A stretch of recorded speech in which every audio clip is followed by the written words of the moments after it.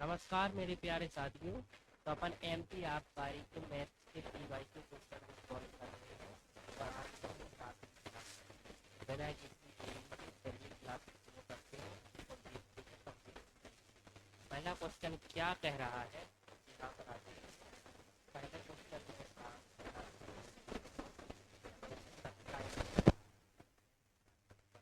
बराबर है 24 A का 11%। तो अपन को 50 A का 60% ज्ञात करना है। सबसे पहले आप यहाँ पर देखिए 27 का अर्थात होता है मेरे भाई गुणा 88। परसेंटेज का साइन हटेगा, नीचे 100 लिख सकते हैं अपन। का अर्थात होता है गुणा 10। परसेंटेज का साइन फिर से हटेगा, नीचे 100 आएगा। जो बराबर दिया गया है 24 A का अर्थात गुणा 11। परसेंटेज का साइन हटेगा, फिर से नीचे 100 आएगा। तो अब मैं यहाँ से क्या करूँगा, इस 100 से ये 100 में काट दूंगा। ठीक है। इसके बाद ये 0 से इस 0 को मैं काट दूंगा। अब यहाँ आएगा 27 गुणे 88। अब मैं यहाँ पर क्या करूँगा, जो बटे 10 है उसका गुणा इस साइड कर दूंगा। तो लिखूंगा 24 A गुणे 11 गुणे 10। अब आप ध्यान से देखिए, यहाँ पर मैं यहाँ पर क्या करूँगा, 11 एकम 11 होता है, 11 का 8 बार 88 होता है। ठीक है। 8 एकम 8 होता है और 8 की 24 होता है। तो 3A गुणे 10 हो जाएगा मेरे भाई 30A। अब ध्यान से देखिए, यहाँ पर क्या बचा, सिर्फ 27। तो जब अपन इसको सॉल्व करेंगे तो आएगा क्या, A बराबर बचेगा 27/30। अब इसको जब सॉल्व करेंगे तो 9 3 27 और 9 ए बराबर अपना क्या निकालने को कहा गया है, कहा गया है कि 50 A का 60%। और यहाँ 50 A का मान अपन ने निकाल लिया है 9/10 का अर्थात गुणा और 60। परसेंटेज का साइन हटेगा, नीचे 100 आएगा। तो अब मैं एक 0 से एक 0 को ये काट दूंगा, इस एक 0 से इस एक 0 को ये काट दूंगा। अब मैं कहूँगा 9 पाना 45, 45 गुणे 6/10। अब फिर से इसको 2 से काटेंगे तो 3 आएगा, यहाँ पर 5 आएगा। 5 एकम 5, पनम 45 और 9 30 27। तो 27 इस क्वेश्चन का राइट आंसर हो जाएगा, ऑप्शन नंबर ए। तो इस प्रकार इस क्वेश्चन को करना था। क्वेश्चन एकदम सरल है, थोड़ी सी कैलकुलेशन है, बहुत जल्दी अपन इस क्वेश्चन को एग्जाम में कर पाएंगे क्योंकि इसमें कैलकुलेशन भी एकदम सिंपल है। चलिए अगला क्वेश्चन देखिए। अगला क्वेश्चन ये क्वेश्चन है कि एक स्कूल में 75 किलो के औसत वजन वाली 75 लड़कियां हैं और 60 किलो के औसत वजन वाली 150 लड़कियां हैं। तो स्कूल के सभी लड़के और लड़कियों का औसत वजन ज्ञात। तो इस क्वेश्चन को कराने के बहुत सारे तरीके हैं, लेकिन जो सबसे बेस्ट तरीका है वो है कौन सा तरीका, एलिगेशन। एलिगेशन। तो एलिगेशन वाला तरीका सबसे अच्छा है इस प्रकार के क्वेश्चन के लिए। तो एलिगेशन क्या होता है, मैं आपको यहाँ पर थोड़ी सी समझाने की कोशिश करूँगा। एलिगेशन में सबसे पहले मैं आपसे ये कहूँगा कि लड़कों का औसत कितना है, तो आप कहोगे 75 किलोग्राम। इसके बाद मैं आपसे पूछूंगा कि लड़कियों का औसत कितना है, तो आप कहोगे कि 60 किलोग्राम। तो मैं आपसे कहूँगा कि लड़कियों का औसत यहाँ से तो 60 किलोग्राम। इसके बाद मैं कहूँगा, इसके बाद मैं आपसे कहूँगा कि लड़कों की संख्या कितनी है, तो आप कहोगे 75 है। इसके बाद मैं पूछूंगा कि लड़कियों की संख्या कितनी है, तो मैं कहूँगा 150। इसके बाद इन दोनों को काट भी सकते हैं क्योंकि संख्या का अपन काट सकते हैं यहाँ पर। तो मैं यहाँ से कहूँगा 75 एकम 75, 75 दूनी 150। अब मैं ये कह रहा हूँ यहाँ पर क्रिया गुणा लगा, यहाँ पर बीच में आएगा इन दोनों का औसत। अब उनको पता नहीं, लेकिन जो औसत होगा मेरे भाई वो 75 से ज़्यादा होगा, आई एम सॉरी 75 से कम होगा, लेकिन 60 से ज़्यादा होगा।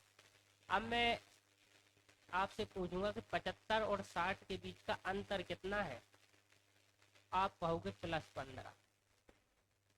75 और 60 के बीच का अंतर कितना है, तो आप कहोगे 15 है।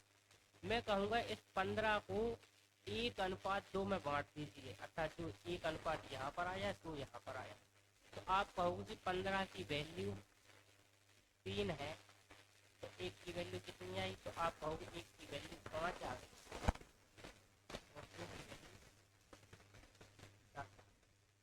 तो बस क्वेश्चन सॉल्व हो गया।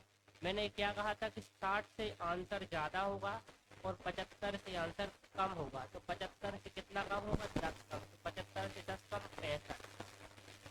सेम इसी प्रकार मैंने कहा था 60 से ज़्यादा होगा, तो 60 से कितना ज़्यादा, 5, तो 60 से 5 ज़्यादा 50, क्योंकि औसत से एक ही आएगा, ऐसा थोड़ी कि दो यहाँ से निकाल गई तो अलग है, यहाँ से निकाल तो अलग है।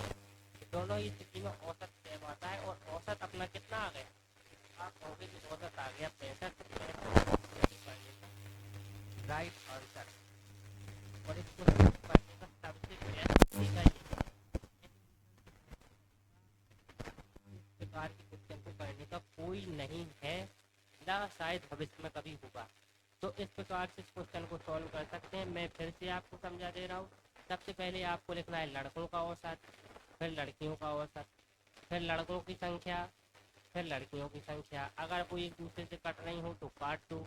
फिर इन दोनों की औसत का अंतर लेना है, जो आया कितना, 15। फिर इस 15 को जो यहाँ पर जो अनुपात आया ना 1:2, अर्थात अलग अलग केस में अलग अलग है, उसमें इसको डिवाइड कर देना है। और 1 की वैल्यू 5 आई, 2 की वैल्यू 10 आई, उसमें इस संख्या को ऐड कर देंगे सामने वाले को, और जो ज़्यादा होगा उसमें से सामने वाली संख्या को घटा देंगे, तो एक सी संख्या आ जाएगी। वो इस संख्या इस केस में कितनी आई, 65। तो 65 इस क्वेश्चन का राइट आंसर हो जाएगा। चलिए एक क्वेश्चन देखिए। क्वेश्चन कह रहा है कि एक निश्चित राशि पर लगातार 2 वर्षों के लिए चक्रवृद्धि ब्याज 172 रुपया, 186 रुपया 50 पैसे है। तो मैं ये कहूँगा कि पहले वर्ष के लिए जो ब्याज है वो कितना है।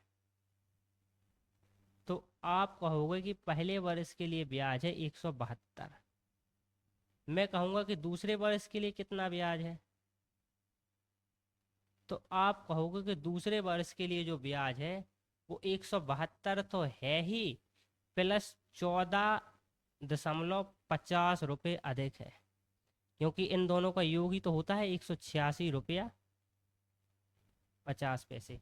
तो आप कहोगे कि पहले वर्ष के लिए ब्याज 172 रुपये है, और दूसरे वर्ष के लिए ब्याज 172 तो है ही, क्योंकि 186 रुपया 50 पैसे है, प्लस 14 रुपये 50 पैसे और है। तो आप कहो कि दूसरे वर्ष के लिए एक्स्ट्रा 14 रुपये 50 पैसे ब्याज कहाँ से आ गए। मैं आपसे कहूँगा कि जो पहले वर्ष के लिए जो ब्याज आया था 172 रुपये, इस ब्याज पर ब्याज लग गया, अर्थात 172 पर जब ब्याज को काउंट किया गया तो आंसर दूसरे वर्ष के लिए 14 रुपये 50 पैसे आया। तो आप कहोगे कि 172 ब्याज किस लिए आया। मैं कहूँगा 172 ब्याज तो उस मूलधन के लिए आया जिसके लिए 172 यहाँ पर आया। तो ये जो 172 है ये मूलधन के लिए ब्याज आया है, और 172 है ये भी मूलधन के लिए ब्याज आया है, लेकिन इस 14 रुपये 50 पैसे जो ब्याज आया है ये पहले वर्ष के ब्याज पर ब्याज आया है। तो आप कहोगे कि तो दर कैसे निकलेगी, तो मैं कहूँगा कि दर का फॉर्मूला लगा दीजिए आप। तो दर का फॉर्मूला क्या होता है, दर का फॉर्मूला होता है ब्याज गुणे 100 बटे मूलधन गुणे ब्याज कितना, तो आप कहोगे 14 रुपये 50 पैसे। मैं कहूँगा इसको गुणा 100 का करो बटे मूलधन कितना है, तो मूलधन अब जिस पर ब्याज अपन को मिला है उसको मूलधन मानना है। तो ब्याज कितने 72 पे मेरे को ब्याज मिला है, गुणा समय, समय तो एक ही साल है। अब यहाँ से इस क्वेश्चन को सॉल्व करेंगे। इस 14 रुपये 50 पैसे लिखे हैं, जस्ट अ सेकेंड, 14 रुपये 50 पैसे, इसको लिख सकते हैं अपन 29/2। इसमें आपको कोई दिक्कत नहीं होगी क्योंकि 29/2 14 रुपये 50 पैसे ही होता है।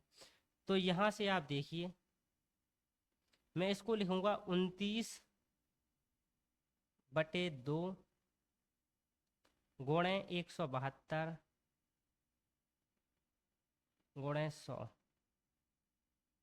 यहाँ से सॉल्व कीजिए, 25 से काट रहा हूँ, 4 से काट रहा हूँ, तो यहाँ पर आएगा 25, और यहाँ पर 4 से काटेंगे तो 4 चौका 16, 4 चौका 16 बचेगा 1, और 4 × 12।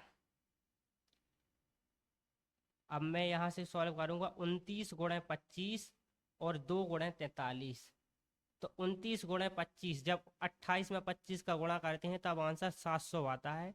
तो 29 में गुणा करेंगे तो आंसर आएगा 725 बटे 43, दूनी हो जाएगा 86। अब यहाँ से देखिए, अगर आप सपोज कर रहे हैं, जस्ट अ सेकेंड, अब यहाँ पर आंसर अपन को ऑप्शन में दिख रहा है। अगर मैं आपसे कहूँगा, अगर इस 86 को अगर अपन 90 भी मान ले रहे हैं, बेसिकली अपन हर को बढ़ा रहे हैं, तो अपन जब हर को बढ़ा रहे हैं तो ओवरऑल वैल्यू घटेगी। तो ओवरऑल वैल्यू घटेगी, जब अपन इसको 90 भी मान रहे हैं तो 90 का भाग भी 720 में 9 8 72 8 बार जा रहा है, जब इस नीचे वाली वैल्यू को बढ़ा रहे हैं। तो नीचे मतलब हर का मान घटाने पर ओवरऑल परिमेय संख्या का मान घटता है। जैसे मैं कहूँ कि जैसे 4/2 है और 4/3 है, तो 4/2 का मान तो आप कहोगे 2 आएगा, लेकिन 4/3 का मान 2 से कम आएगा। वो आप देख भी लीजिए, यहाँ पर 3 एकम 3 बचेगा, 1 3 का 9, 1.3 आया।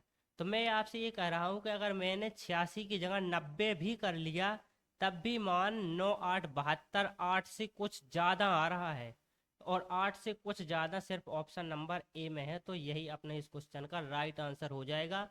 वरना आप 725/86 को सॉल्व कीजिए तो आंसर आ जाएगा 8.43। और वरना मेरी एक बात को समझ लीजिए, क्या जब अपन कह रहे हैं कि अपन ने 86 को 90 भी बना दिया, तब भी कम से कम 8 बार भाग जा रहा है 725 में। तो इसका मतलब क्या है कि जो आंसर है वो 8 से ज़्यादा है। चलिए अगला क्वेश्चन देखिए। अगला क्वेश्चन ए है। अगला क्वेश्चन कहा गया है कि एक शहर की जनसंख्या 6 लाख से बढ़कर 3 मिलियन हो गई। जनसंख्या में औसत प्रतिशत वार्षिक वृद्धि। तो बेसिकली यहाँ पर देखिए एक वर्ड लिखा हुआ है, एक दशक। तो इसका मतलब क्या है कि 10 सालों में जनसंख्या 6 लाख से 3, 1 मिलियन होता है 10 लाख, 3 मिलियन 30 लाख का। तो मैं आपसे कहूंगा कि जो जनसंख्या पहले थी इनिशियली, वो कितनी थी? 6 लाख। और जनसंख्या हो कितनी गई? तो आप कहोगे हो गई कितनी? 30 लाख।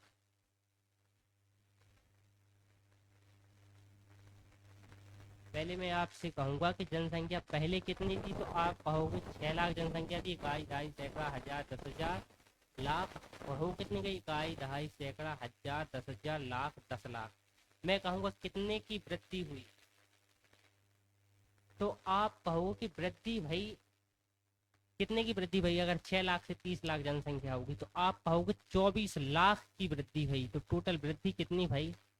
यहाँ से देखिए, तो टोटल वृद्धि भाई कितने की? 24 लाख की। इकाई दहाई सैकड़ा हजार 10,000 लाख 10 लाख।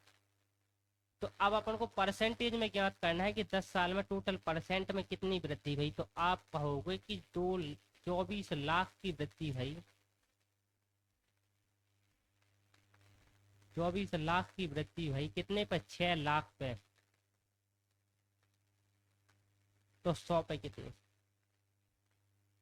तो 2 जीरो से 2 जीरो जाएगा, और इस 3 जीरो से ये 3 जीरो जाएंगे, और 6 एकम 6, 6 चौका 24, तो अर्थात 400% की वृद्धि हुई। तो इन 10 सालों में जो वृद्धि हुई वो कितनी हुई, 400% की। लेकिन उसने अपन से क्वेश्चन ने अपन से पूछा क्या कि वार्षिक परसेंट में बताओ कितनी वृद्धि हुई। माने 10 साल में तो 400% भई, लेकिन एक साल में औसत रूप से कितनी भई। तो आप कहोगे कि 10 साल में जब 400% की वृद्धि हुई तो एक साल में 400/10 अर्थात 40% की वृद्धि हुई। और यही इस क्वेश्चन का राइट आंसर। तो इस प्रकार इस क्वेश्चन को सॉल्व करना था। चलिए अगला क्वेश्चन देखते हैं। अगला क्वेश्चन ये है, अगला क्वेश्चन ये है कि यदि 585 दी गई संख्या का 15% है तो संख्या ज्ञात कीजिए।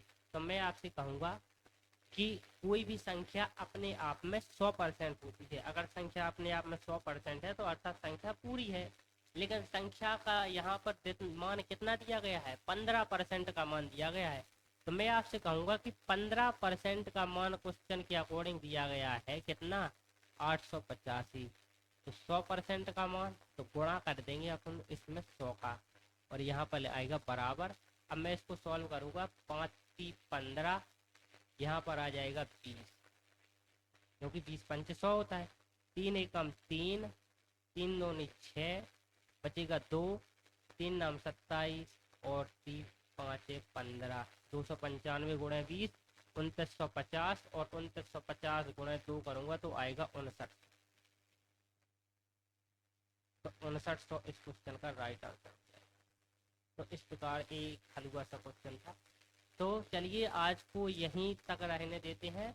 अगली क्लास से यह सीरीज लगातार जारी रहेगी। मैंने आपसे बोला है कि एमपी आबकारी 2023 में जितने भी क्वेश्चन पूछे गए हैं उन सारे क्वेश्चन को अपन सॉल्व करेंगे। और कल के लिए मैंने आपको एक क्वेश्चन भी दिया था जिसका मैंने पूछा था कि इसका आंसर क्या है, तो वो ये क्वेश्चन है। मैं इसके लिए पहले आपसे क्षमा मांगना चाहूँगा, क्योंकि ये क्वेश्चन आया तो एमपी आबकारी के एग्ज़ाम में ही है, लेकिन जब इस क्वेश्चन को मैंने देखा तो मेरी समझ में आया कि ये क्वेश्चन रॉन्ग था। तो मेरे को ये क्वेश्चन आपसे नहीं पूछना चाहिए था, क्योंकि मैंने इसको क्रॉस चेक नहीं कर पाया था। तो ये क्वेश्चन रॉन्ग था, और एमपी आबकारी में 20 फरवरी की सेकंड शिफ्ट में ये क्वेश्चन आया था। तो ये क्वेश्चन रॉन्ग था, इसका शायद सबको नंबर मिला होगा। तो ये क्वेश्चन रॉन्ग था। अगर आपने ट्राई किया होगा तो शायद इसका आंसर आप नहीं आया होगा, आएगा, क्योंकि ये क्वेश्चन रॉन्ग है। क्योंकि यहाँ पर क्या घटना घटित हो रही है कि जो डाउन स्ट्रीम और अप स्ट्रीम का क्वेश्चन है, तो बेसिकली धारा की विपरीत दिशा में चाल ज़्यादा आ रही और धारा की दिशा में चाल कम आ रही। तो इस प्रकार ये क्वेश्चन गलत है, क्योंकि ऐसा संभव नहीं है कि धारा की विपरीत दिशा में चाल ज़्यादा हो और धारा की दिशा में चाल कम हो। तो चलिए आज की क्लास को यहीं तक रहने देते हैं।